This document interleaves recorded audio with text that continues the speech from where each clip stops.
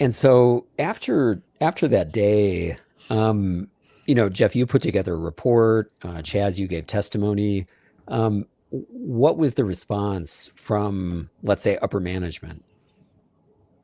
Well, I know that. No, go ahead. No, I remember specifically they coming in the next day that we worked. They briefly covered the incident out at the facility and said, "Hey, it was an unauthorized aircraft landing," and that was kind of the end of it. I know being there myself and talking to a couple other people that were there with us, it didn't land where we were at. It's something we didn't ever see again. At least for me, I know the people on base saw things like that. It did go north. Maybe it landed and we didn't see that on a different part of the base. But just kind of at that point being told, nothing to worry about here, nothing to see here in a nonchalant manner is kind of how they left us feeling. Yeah, nothing really came down on guidance on how to handle these incidents at all. Like we would just do like an impromptu working group and be like, all right, what do we do if they show up? And we would just be like, okay, do this, do that, put it out. We had no guidance on how to respond. Okay, got you. And so, Leslie, I've been talking for a while, but we also want to hear your questions. And I know both Jeff and Chaz already, and I believe you featured Chaz on your National Geographic series. But what's on your mind about this? Yeah, Chaz and Jeff on the series. Okay. By the way, yeah, they were both excellent. I mean, one specific question I had. You mentioned that there were a consistent these were repeated events that occurred over a period of time. So when was the actual last? When did the last event occur where something like this was seen? The last one that I know of, it was mine. Oh, okay. I left. I got stationed right after that. I went down to Los Angeles Air Force Base, which is in El Segundo, which is another was Space Command back then. And I left in 2006. But I've heard many reports since that time frame that it's continuing.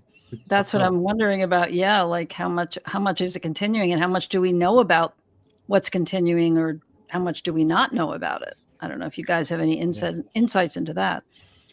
Christopher Sharp put out a article not long after the first congressional hearing in 2023. Mm-hmm. And another Air Force Security Forces member had come to him with another spectacular event where this gigantic object, I think it was an orb, was out over the ocean. They observed it for an extended period of time, I think from memory, like 45 minutes. His flight chief and senior patrolman came out. They all observed this object, and they refused to put it in the blotter. The flight chief made the call, we're not reporting, according to the witness. And so, it's trickling out. Some people have the courage to come out and say, okay, I've seen something like that too. Yeah. That's amazing. Yeah. I mean, I also wonder about, what it's like to see something like that and how isolated you might have felt at the time. I mean, I wondered if you guys over the subsequent years, did you gradually find yourselves reaching out and interacting more and more with other witnesses from the military who might have had similar encounters, or did you feel very alone with this? I can speak for me. Our close group of friends and colleagues that worked on our flight, we talked about it frequently, just because other things did happen on the installation, and people had things to talk about. But once I left Vandenberg, it's hard to say it, but I compartmentalized it and moved on with my career because I didn't witness anything after that. But still in the back of your mind, you think about it, and until Jeff reached out to me again, I kind of didn't talk to anybody else just because no one had that similar experience anywhere else I went except for the people who were at Vandenberg with me. Yeah. And then throughout my career,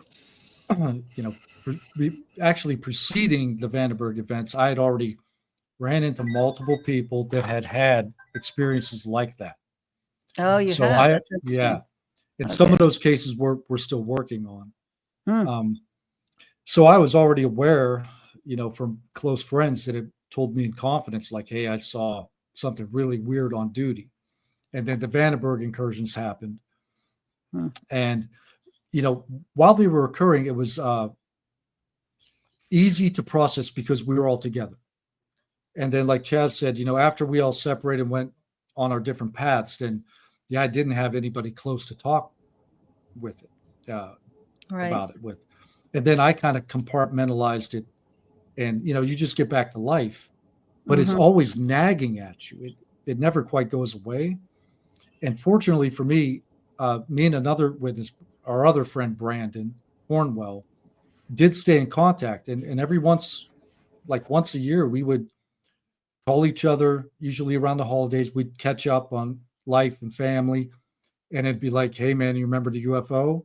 And then we would, spend 3 hours talking about all the UFO stuff. So that was sort of my lifeline, because I had lost contact with Chaz and some of the other people.